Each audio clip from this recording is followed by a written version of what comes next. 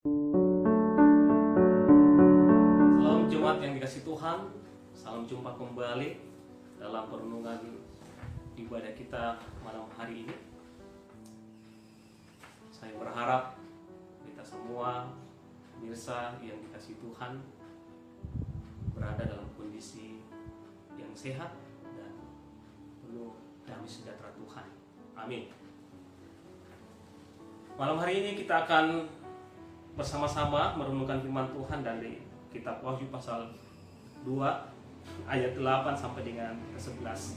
Namun sebelum kita membaca dan merenungkan firman Tuhan ini, kita mengangkat satu pujian dari Kidung Jemaat 34 bait 1 dan 2, di salib Yesus di Kalvari. Di salib Yesus di Kalvari, ku serahkan dosaku yang kecil, oleh darahnya aku bersih. Puji namanya, puji-puji namanya, puji-puji namanya, oleh darahnya aku bersih. Puji namanya, kini bahagiaku penuh, Yesus berdiam di dalamku. Sungguh ku selamat, ku ditebus. Puji namanya, puji-puji namanya, puji-puji namanya, oleh darahnya aku bersih. Puji namanya. Kita berdoa. Bapa, terpuji namamu Tuhan atas karya keselamatan yang Engkau nyatakan bagi kami, anugerahkan bagi kami dalam hidup ini. Terima kasih untuk waktu Tuhan, di mana dalam kerinduan kami mendengarkan firman-Mu, Tuhan berikan kesempatan untuk dapat berjumpa denganmu melalui ibadah malam hari. Kiranya firman-Mu ini Tuhan boleh meneguhkan dan membesarkan pengharapan iman kami. Ya Roh Kudus, beri kami pengertian yang benar, supaya kami dapat memahami dengan benar kebenaran firman-Mu malam hari ini. Ampunkan salah dan dosa kami Bapa, di dalam nama Tuhan Yesus kami berdoa. Amin. Firman Tuhan dalam kitab Wahyu pasal 2 ayat 8 sampai 11 berbunyi seperti berikut ini. Dan tuliskanlah kepada malaikat jemaat di Smyrna, inilah firman dari yang awal dan yang akhir, yang telah mati dan hidup kembali. Aku tahu kesusahanmu dan kemiskinanmu, namun engkau kaya, dan fitnah mereka yang menyebut dirinya orang Yahudi, tetapi yang sebenarnya tidak demikian. Sebaliknya, mereka adalah jemaat iblis. Jangan takut terhadap apa yang harus engkau derita. Sesungguhnya iblis akan melemparkan beberapa orang dari antaramu ke dalam penjara, supaya kamu dicobai dan kamu akan beroleh kesusahan selama 10 hari. Hendaklah engkau setia sampai mati, dan aku akan mengaruniakan kepadamu mahkota kehidupan. Siapa bertelinga, hendaklah ia mendengarkan apa yang dikatakan Roh kepada jemaat-jemaat. Barang siapa menang, ia tidak akan menderita apa-apa oleh kematian yang kedua. Demikianlah firman Tuhan, dan amin firman-Nya. Jemaat yang dikasih Tuhan, dibandingkan dengan kota-kota lainnya, Smyrna yang dimaksud dalam pembacaan kita malam hari ini dikenal sebagai kota yang pemerintah maupun penduduknya itu sangat loyal kepada kaisar. Kaisar di sini adalah pemimpin tertinggi dalam pemerintahan Romawi kala itu. Kaisar sendiri mengeluarkan peraturan supaya seluruh rakyat di bawah pemerintahan Romawi menyembah kaisar sebagai tuan, penguasa hidup mereka. Nah, sebaliknya orang-orang Kristen yang berada di kota Smyrna ini, mereka mengalami kesulitan secara ekonomi dan pemerintahan dari dan penderitaan dari pemerintah Romawi karena orang-orang Kristen kala itu menolak tunduk menyembah kaisar sebagai Tuhan. Sebab bagi mereka yang patut mereka tunduk sembah sebagai Tuhan adalah Yesus, bukan kaisar. Sebenarnya pemerintah Romawi kala itu tidak mempersoalkan apapun agama yang dianut oleh warganya, selama warganya itu mau tunduk menyembah kaisar sebagai Tuhan, penguasa hidup mereka. Jemaat yang dikasih Tuhan,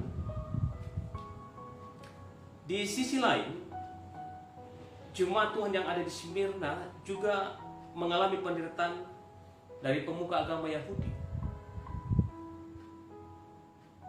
yaitu mereka yang mengaku sebagai keturunan Abraham, tetapi sebenarnya tidak pantas disebut sebagai keturunan Abraham, karena mereka tidak tunduk sepenuhnya kepada Yahweh. Bahkan jemaat-jemaat Tuhan keturunan Yahudi kala itu juga sudah mulai banyak yang meninggalkan Kristus. Mereka tidak setia kepada Kristus, lalu memilih untuk menyembah, tunduk kepada kaisar sebagai Tuhan, penguasa hidup mereka. Nah, Yesus meyakinkan orang-orang percaya di Smyrna bahwa Yesus tahu segala penderitaan yang mereka alami kala itu. Dia dapat merasakan penderitaan mereka karena dia sendiri pernah menderita, disalibkan dan mati. Namun ia bangkit, hidup dan menang. Hanya dialah yang dapat merasakan penderitaan orang percaya dan yang dapat memberikan kekuatan di dalam melewati penderitaan itu. Tentu dia berkata, jangan takut terhadap apa yang harus kamu derita. Ayat 10 baca kita. Yesus memuji jemaat Smyrna, Bapak Ibu. Sebab sekalipun mereka berada dalam kemiskinan, sekalipun mereka berada dalam penderitaan, tapi mereka kaya secara rohani di dalam Kristus. Bayangkan, mereka berada dalam kemiskinan, mereka berada dalam penderitaan. Tidak ada hal yang dibanggakan di situ. Tetapi di hadapan Yesus, mereka kaya secara rohani di dalam Kristus.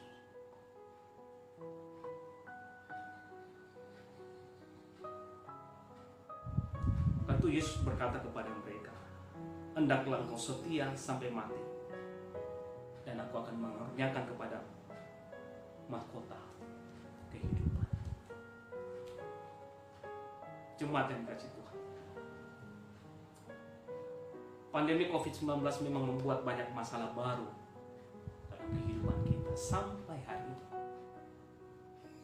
Mengganggu pekerjaan kita, mengganggu ekonomi kita, mengganggu kebiasaan kita selama ini dalam berinteraksi dengan orang lain dan lain sebagainya. Hal ini membuat kita berada dalam kondisi yang tidak mengenakan, dan juga mungkin membuat kita berada dalam kondisi kita merasakan sebuah penderitaan. Tapi marilah kita belajar untuk setia dan tunduk pada anjuran dan seruan pemerintah. Seperti Yesus yang setia sampai mati di kayu salib, demikianlah dia mendorong orang percaya untuk setia kepadanya sampai mati. Kesetiaan kita kepada Kristus kita wujudkan dengan kesetiaan mendengarkan seruan pemerintah yang bertindak adil dan takut akan Tuhan. Kesetiaan kita kepada pemerintah yang sungguh-sungguh memikirkan kebaikan dan kelangsungan nasib dan kemajuan bangsa dan negara kita tercinta ini, Indonesia. Atau marilah kita terus melayani Tuhan dengan setia. Marilah kita menjadi warga negara yang baik dan benar, sambil mengarahkan mata kita tertuju kepada Dia, kepada Yesus yang adalah Kurios, yang adalah Tuhan, penguasa hidup ini. Sekalipun kita mengalami penderitaan, sekalipun kita mengalami kesusahan, tapi teruslah tetap kaya secara rohani di dalam hidup ini.